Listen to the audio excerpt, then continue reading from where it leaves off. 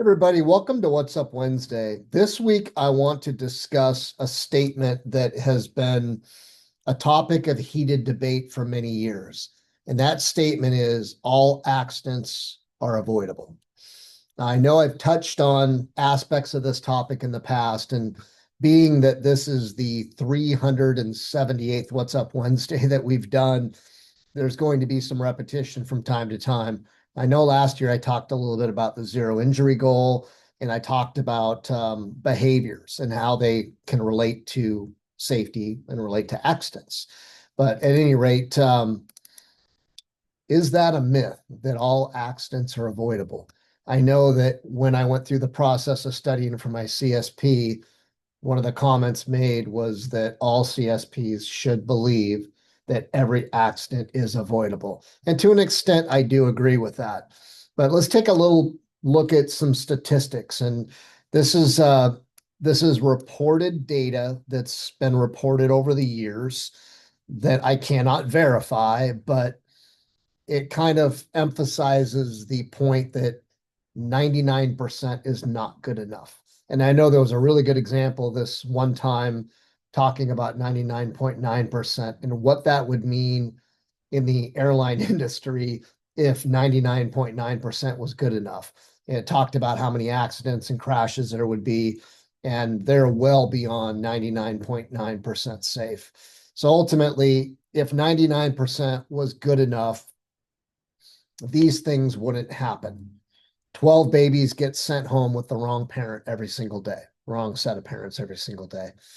There are 7 hours of power outages at your home every single month. 24 problematic landings and takes and or takeoffs at just Chicago O'Hare alone each and every day. 30 million incorrect prescriptions written every single year, or unsafe drinking water for 15 minutes every single day. Those are examples of 99% being good enough. And and I think that those are extreme examples, but it shows that in some cases we have processes that are designed at almost 100%, as close as you can get to 100% success rate, 0% failure rate, or very, very, very low failure rate. So when we look at accidents and the avoidability of accidents, I think that the reality is this. The way to approach this topic is that we can only control what we can manage. And as safety professionals, what it really comes down to is planning.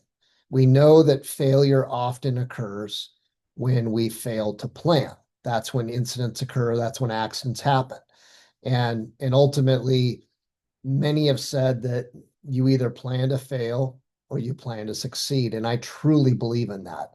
Now, there are the situations where there is an act of God or nature that I think creates some question around whether all accidents are avoidable.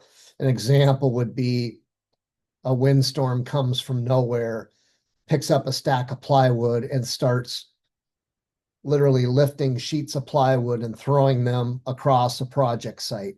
I remember that happened years ago on a commercial building downtown Seattle. It was a 55-story tower that was being built by a general contractor.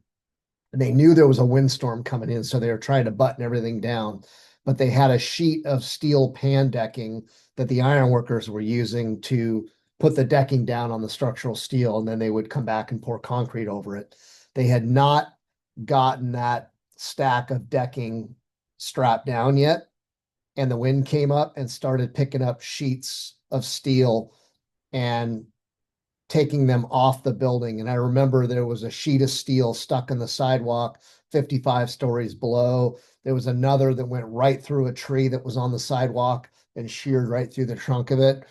And yes, I mean, you can argue that's avoidable. They should have had it strapped down to avoid the wind catching it and throwing it. But at the same time, it was a bit of an act of God going on there. So I'm not going to advocate for whether every single accident is avoidable or not. But what I will say is that we have to focus on the things that are within our control, and that's planning. That's putting together the processes to eliminate incidents, to eliminate injuries. And that comes down to utilizing leading indicators. We need to be looking at behaviors. We need to be looking at training programs. We need to be looking at at our processes. We need to be looking at our workflows. And the better we can do that, then the better chance we have of preventing all accidents and all incidents. And I've seen it. I've seen jobs work 3 million hours without a recordable incident. So I know it's possible, but think about that. And that's that age old debate. Are all accidents avoidable? I think that within reason, the answer is yes, they are. If we plan properly, we have the right processes, we plan, do, check, act, PDCA, everything that we do, we can get there. And that is a goal. They used to call it zero injury, but I love Bill Sims, who is a keynote speaker and says it's not about zero injuries, it's about zero unsafe behaviors. And I'm a big advocate of that. So hopefully you find that helpful, and we'll see you next Wednesday.